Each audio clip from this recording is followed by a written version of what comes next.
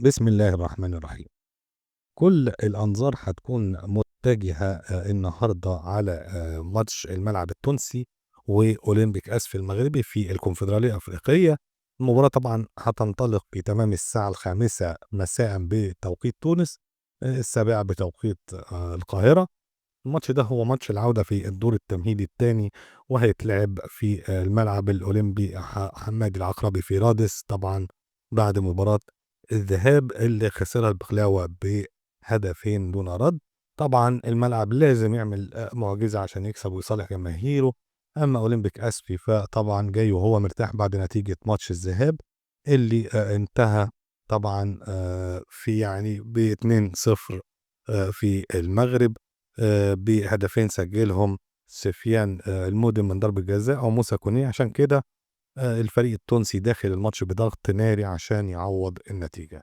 طبعًا الملعب لازم يكسب 3-0 عشان يصعد مباشرةً، أو ممكن يكسب 2-0 ويودّي الماتش لضربات الجزاء، ولو كسب أي نتيجة تانية زي 3-1 أو 4-2 هيخرج من المسابقة بسبب طبعًا نتيجة ماتش الذهاب. وطبعًا قاعدة الهدف خارج الديار بهدفين ما زالت فعّالة في مسابقات الاتحاد الأفريقي. طبعًا أولمبيك آسفي الناحية التانية جاي مرتاح، كفاية عليه التعادل بأي نتيجة وممكن يخسر 1-0 برضه ويصعد. مفتاح الماتش إيه؟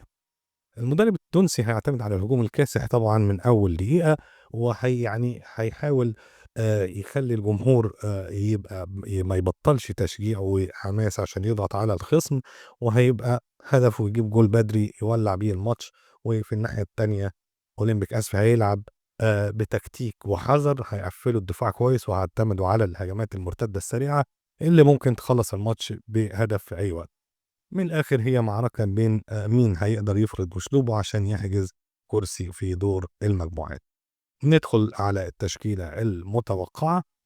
طبعًا الملعب متوقع إنه يلعب بخطة هجومية.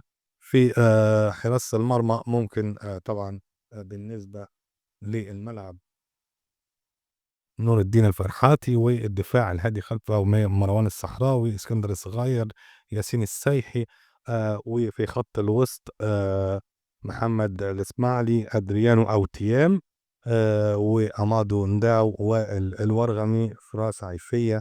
وفي الهجوم ممكن نشوف محمد أمين الخميسي أو نداي. بالنسبة لأولمبيك آسفي من المتوقع أن يكون حراسة المرمى حمزة حمياني، وفي الدفاع حمزة سمومي، وياسين كرداني، فريد نجومة، ياسر الزين.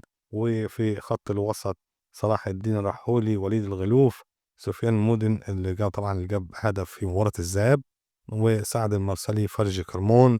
وفي الهجوم موسى كوني اللي جاب طبعا هدف في لقاء الذهاب. طبعا مباراة تنقل إن شاء الله على القناة الوطنية التونسية الأولى على القمر الصناعي نايل سات وعرب سات، وهتكون طبعا مرفقة باستوديو تحليلي قبل وبعد اللقاء.